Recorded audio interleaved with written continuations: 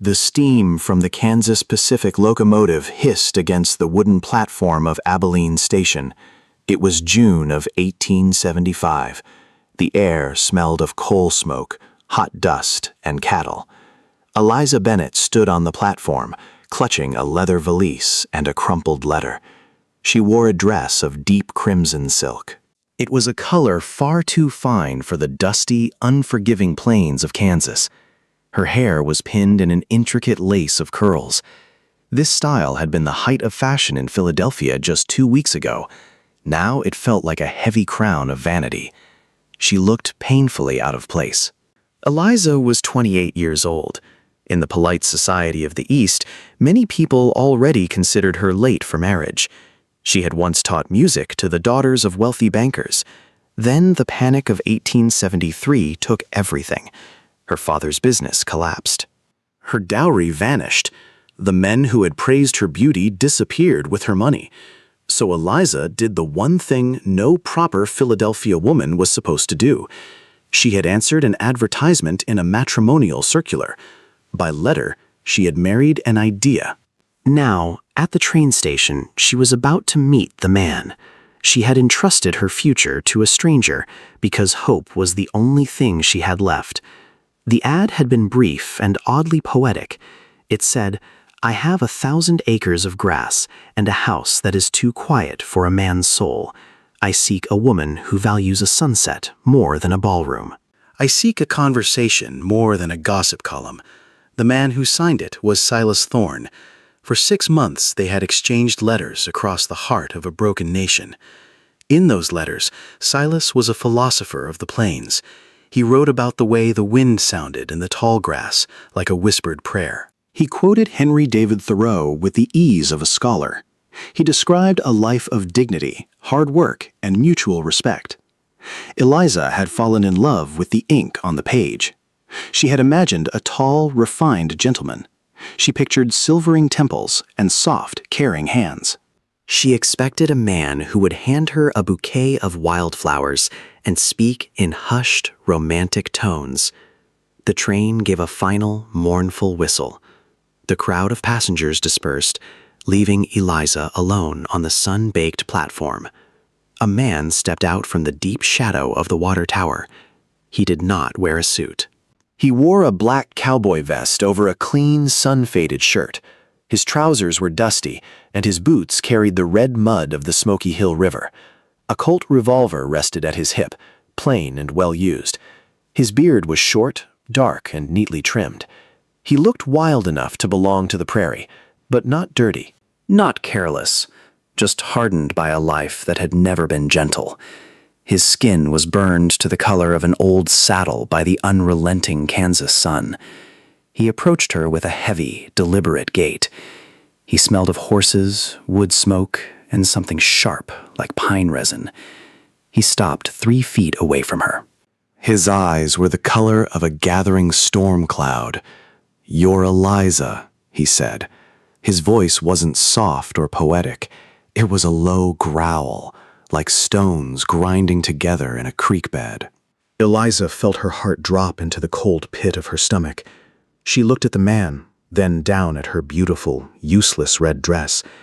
She looked at his rough hands and the way he stood with a guarded slouch. "I am," she whispered, her voice barely audible over the wind. "I'm Silas," he said. He didn't offer her a flower. He didn't bow or kiss her hand. He simply reached out and took her heavy valise as if it weighed no more than a feather. "The wagon's over here," he added, turning his back on her. Eliza followed him, her silk skirt dragging in the filth of the street. She felt a wave of nausea wash over her. She had traveled 1,500 miles for a brute. She had sold her mother's jewelry to marry a man who looked like a common outlaw. In that moment, standing in the middle of a dusty cowtown, Eliza Bennett regretted every word she had ever written. She regretted the hope she had allowed to bloom in her chest. Most of all, she regretted that she had no money left to buy a ticket back home. The ride to the Thorne Ranch took 4 agonizing hours. They traveled in a heavy buckboard wagon pulled by 2 sturdy, stubborn mules. The landscape was a vast, flat sea of green and gold. There were no trees to break the terrifying horizon. The sun beat down on Eliza's head until her scalp burned under her stylish hat. Silas didn't speak a single word for miles. He kept his eyes on the trail, his hands relaxed but firm on the reins. Eliza stared at his profile against the blue sky. He looked hard, like the land itself. He looked like a man who had long ago forgotten how to smile. "Is it always this hot?" she asked, her voice cracking with suppressed tears. "It's Kansas," Silas replied, without looking at her. "It's hot enough to melt your soul in the summer. It'll freeze your blood solid in the winter." Eliza bit her lip to keep from crying out loud. She thought of the shaded cobblestone streets of Philadelphia. She thought of the tea parties and the cool marble floors of the Grand Library. "Why did you lie to me in your letters?" she finally burst out. Silas pulled on the reins, bringing the mules to a sudden halt. The silence of the prairie rushed in to fill the space. He turned to look at her, his gaze piercing and raw. "I didn't lie about a single thing," he said quietly. "You wrote like a scholar," Eliza said, gesturing wildly at his rough clothes. "You wrote about poetry and the intricate needs of the soul, but you look like a laborer. You look like a man who belongs in the dirt." Silas looked down at his scarred hands, then back at her. "I am a laborer, Eliza. Out here, a man who doesn't work doesn't eat. Books don't plow fields, Eliza, and clean hands don't keep a roof standing out here. If you came looking for a gentleman in a parlor, you came to the wrong place." He flicked the reins, and the wagon moved forward again. The silence that followed was heavier than the Kansas heat. When they finally reached the ranch, Eliza's heart sank even further. It wasn't a grand manor or even a modest farmhouse. It was a small house built of limestone and cedar. It stood alone and defiant against the vastness of the prairie. There were no neighbors for miles in any direction. There was only the wind, the grass, and the endless, indifferent sky. Silas led her inside. The house was sparse, almost monastic, but perfectly clean. There was a heavy oak table, 2 chairs, and a cast-iron stove that looked like an altar. In the corner, there was a shelf filled with books. Eliza walked over to the shelf, her fingers trembling. There was Virgil, Milton, and the very Emerson essays they had discussed. The books were well-worn, their spines creased from 1,000 readings by lamplight. "This is your room," Silas said, pointing to a small door. "It has a latch on the inside for your privacy. I'll sleep in the barn until we've had a proper ceremony next Sunday." Eliza looked at him in genuine surprise. She had feared he might treat the marriage as a claim instead of a promise. "Thank you," she said softly. Silas nodded and turned to leave. "Eliza," he said, stopping at the threshold, "I know I'm not the refined ghost you pictured in your head, but this land is honest, and I try my best to be the same." He left, closing the heavy wooden door behind him. Eliza sat on the edge of the small rope bed. She put her face in her hands and finally let the tears fall. The silk of her red dress felt like a funeral shroud. The first week was a brutal trial of endurance. Eliza woke at dawn to the rhythmic sound of Silas chopping wood. She tried to cook, but she had never even touched a wood-burning stove. She burned the biscuits into black stones and scorched the salt pork. Silas ate the charred food without a single word of complaint. The next morning, Eliza tried again. The biscuits were still hard, but they were no longer black. Silas broke one open, ate half of it, and gave a small nod. It was not praise, but somehow it felt like the first kind thing the prairie had given her. He spent his days in the fields, fighting the weeds and the encroaching drought. In 1875, the frontier was a place of constant grinding struggle. The great grasshopper plague of the previous year had left the soil depleted and spirits broken. Every farmer was praying for a miracle to survive the coming winter. One evening, as the sun was setting in a blaze of orange and violet, Eliza sat on the porch. She was physically and emotionally exhausted. Her hands were blistered and raw from hauling heavy buckets of water. That night, she cried quietly over the wash basin. Then she wrapped her palms in strips of old linen and rose before dawn anyway. For the first time, she did not ask herself how to escape. She asked herself how to last one more day. Her face was peeling and red from the unforgiving sun. Silas walked up from the barn, wiping his brow with a sweat-soaked bandana. He sat on the top step, a few feet away from her. He pulled a small carved wooden flute from his vest pocket.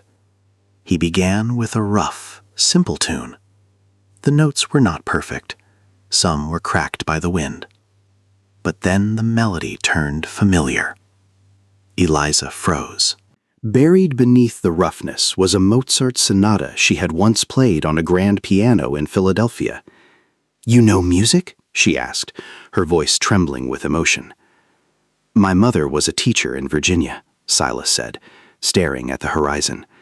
"She brought that flute through the wilderness. It's the only thing of hers I have left in this world." He looked at her, and for the first time, Eliza saw the man from the letters. She saw the profound loneliness in his eyes. She saw the depth of the soul he had tried to describe with his pen. He wasn't a brute or an outlaw. He was a man who had been stripped down to the bone by the elements. He was a man who chose dignity over comfort. "I'm sorry for what I said at the station," Eliza whispered. "I was shallow and afraid." Silas didn't answer right away. He just watched a lone hawk circling high above the golden grass. The prairie doesn't care about silk dresses or family names, Eliza. It only cares about what stays when the silk is gone. It only cares about the heart that refuses to break. That night, Eliza couldn't find sleep. She thought about his words and the calluses on his hands. She thought about the Mozart melody echoing across the empty, silent plains. Perhaps her regret had been a premature judgment. Perhaps she had been looking at the cover of the book and ignoring the sacred text. The wedding took place on a Sunday morning in Abilene. It was a simple, quiet affair in a small frame church. Eliza wore her red dress, but she had covered it with a plain white apron. She had braided her hair simply, like the other hardened farm women. Silas had trimmed his beard and wore a clean white shirt that smelled of lye. As they stood before the preacher, Eliza felt a strange, solid sense of peace. When Silas took her hand, his palm was like sandpaper, but his grip was the steadiest thing she had ever felt. "I do," she said, and for the first time in years, she felt she was telling the truth. They were now husband and wife in the eyes of God and the law. But the true test of their covenant was about to begin. The summer of 1875 turned from hot to truly brutal.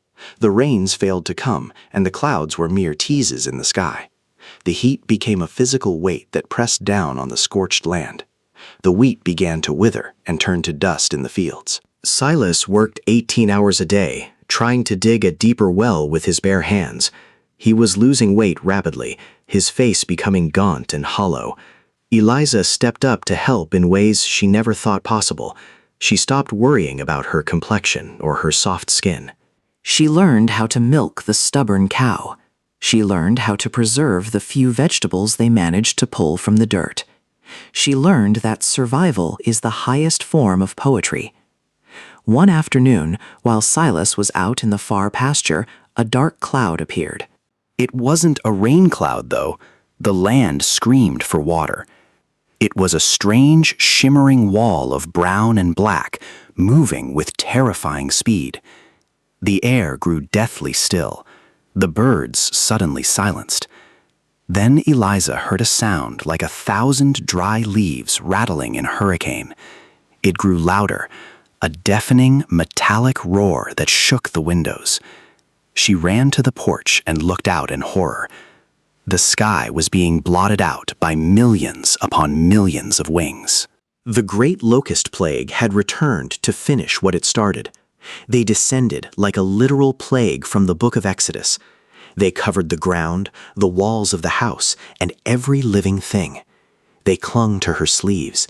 They tangled in her hair. They rattled against the windows like dry bones. Eliza stumbled back, fighting the panic rising in her throat. They began to eat with a ravenous, mindless hunger. They ate the wheat down to the roots.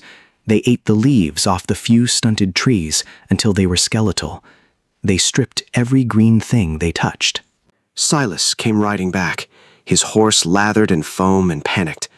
"Inside!" he shouted over the roar of the insects. "Get inside now, Eliza!" They huddled together in the small house, darkness falling at midday. They listened to the horrific sound of millions of insects devouring their livelihood. The sound was the sound of hope being chewed away by tiny jaws. Through the dusty window, Eliza watched as her small garden vanished in minutes. She saw Silas sitting at the oak table, his head buried in his scarred hands. Everything he had sweated for was being destroyed before his eyes. "This is the end," he whispered, his voice broken. "We'll have nothing left to eat when the snow falls. We have failed." Eliza walked over to him, her heart swelling with a new kind of love. She put her hand on his trembling shoulder. "We have the house, Silas," she said with iron in her voice. "We have the well, and we have the air in our lungs, and most importantly, we have each other." Silas looked up at her, tears tracking through the soot on his face. He saw the determination in her eyes, a fire that no plague could extinguish. He saw that the fragile city girl was gone forever. In her place stood a woman of the American frontier. The locusts stayed for 3 days of absolute darkness. When they finally rose and flew away, the landscape was a burnt wasteland. Not a single blade of green was left for miles. The wheat was gone, the corn was gone, the dreams were gone. The Thorn Ranch was a skeleton of its former self. The silence that followed the plague was more terrifying than the roar. Silas walked out into the barren field and fell to his knees in the dirt. He wept with a dry, racking sound that broke Eliza's heart into pieces. She went to him and knelt in the gray dust. She pulled his heavy head to her chest and held him with all her strength. She didn't offer empty words or false promises. She just held him while the sun beat down on their broken backs. "We'll find a way, Silas," she whispered into his hair. "I'll sell the red silk dress. I'll sell the lace and the books if I have to. We'll buy seed for a winter crop, and we will survive." Silas pulled back and looked at her with pure reverence. "You do that for this dirt?" he asked. "I'd do anything for my husband," she replied. In that moment, the regret she felt at the train station was a ghost. She realized she had not married beneath herself. She had married a man whose worth could not be measured by polish, money, or clean fingernails. And for the first time, she felt proud to stand beside him. They survived the winter of 1875 by the narrowest of margins. It was a winter of thin soup and thick blankets. Eliza sold her fine clothes to the wives of the cattle barons in Abilene. She taught music lessons to local children for bags of flour and sides of bacon. She played her mother's Mozart on a borrowed, out-of-tune upright piano. Silas took a dangerous job as a freight hauler. He drove heavy wagons through blinding blizzards to the northern camps. They saw each other only a few days a month, and the parting was always a wound. But they wrote to each other constantly, their letters becoming their lifeline. The letters were different now. They weren't about philosophy or abstract poetry. They were about how much they missed the warmth of each other's breath. They were about the plans they were making for the first green shoot of spring. They were about a love that had been forged in the white-hot fire of hardship. One cold February night, Silas returned home unexpectedly. He was covered in a thick layer of frost, his eyelashes white with ice. Eliza ran to him, wrapping him in a heavy wool blanket by the stove. He reached into his heavy coat and pulled out a small wrapped package. "Merry Christmas, Eliza," he said, his voice trembling with the cold. "I know I'm months late, but the mountain passes were closed." Eliza opened the package with shaking fingers. Inside was a small, delicate gold locket. She opened it and gasped, the tears springing to her eyes immediately. Inside the locket was a tiny, vibrant piece of red silk. "I saved a scrap from your wedding dress before you sold it," Silas whispered. "I wanted you to remember that you were a queen, even in an apron. I wanted you to know I saw your beauty when you thought it was gone." Eliza burst into tears and threw her arms around his frozen neck. "I don't need the silk to be a queen, Silas," she sobbed against his chest. "I only need to be your wife." The years passed, and the Thorn Ranch began to slowly prosper. The rains returned, and the Kansas soil gave up its hidden riches. They built a larger house, a beautiful stone structure with a wraparound porch. They had 3 children, 2 boys with their father's eyes, and a girl with her mother's spirit. Eliza made sure they all knew how to play the flute and read the classics. Silas made sure they knew how to respect the land and handle a horse with grace. The story of the woman in the red dress became a legend in the county. People talked about how she arrived looking like a doll and became a woman of iron and grace. They talked about the man who had seen her soul through the ink of a letter. Eliza never forgot that transformative day at the train station. She kept Silas's original crumpled letter in a wooden box on her nightstand. Every year on their anniversary, she would take it out and read it by candlelight. She would remember the smell of coal smoke and the wild-looking man in the black vest. She would laugh at the memory of her own youthful arrogance. Years later, when a neighbor's estate was sold, Eliza found her old red dress folded inside a cedar trunk. The silk had faded with time, but her hands still trembled when she brought it home. She realized that life rarely gives you what you want in the moment. It gives you exactly what you need to become who you are meant to be. She had wanted a gentleman, but she had desperately needed a hero. She had wanted a comfortable life, but she had needed a meaningful one. Silas Thorne died in the spring of 1910, sitting in his favorite chair on the porch. He was 70 years old, his work finally done. Eliza was by his side, holding his hand until the very end. His last words weren't a quote from a book or a line of poetry. They were simply, "You were the best thing I ever found in the dirt, Eliza." Eliza lived for another 10 years, witnessing the world change at a dizzying pace. She saw the first automobiles rattle down the streets of Abilene. She saw the telegraph replaced by the magical ringing of the telephone. But to her, the world was always the 1,000 acres of grass Silas had promised. On her deathbed, her eldest daughter asked if she had any final regrets. Eliza smiled, her eyes clouded with age, but bright with the memory of the sun. "Only one," she whispered, her voice a soft rustle like the wind in the wheat. "I regret that I wasted even 1 hour being disappointed at that station. I should have known the moment I saw his eyes that I was finally home." She died with a smile of absolute peace on her face. She went to join the man who had taught her how to truly live and how to truly love. Her children buried her in that red silk dress. They laid her next to Silas on a high hill overlooking the golden prairie. The wind still blows through the tall grass there, singing an eternal song. The hawks still circle in the infinite blue sky, and if you listen closely, you might hear the faint melody of a flute. It's the sound of a Mozart sonata playing for an audience of one. It's a song of a love that didn't care about the difference between dirt and silk, a love that was as deep, as harsh, and as enduring as the Kansas soil itself. Thank you for staying with us until the end of this journey across the heartland. Eliza and Silas's story is a reminder that beauty often hides in the roughest packages. If Eliza and Silas's story touched your heart, please leave a comment below. Subscribe for more emotional Wild West stories about love, courage, and second chances. And remember, sometimes the person who looks nothing like your dream becomes the answer your heart needed most. This story is a fictional dramatization inspired by life on the American frontier. Some historical hardships, including drought and grasshopper plagues, are presented for storytelling and educational purposes. This video does not promote violence, dangerous behavior, or harmful acts. All characters are fictional, and any resemblance to real people is coincidental. Some visuals may be created or enhanced with AI for artistic storytelling.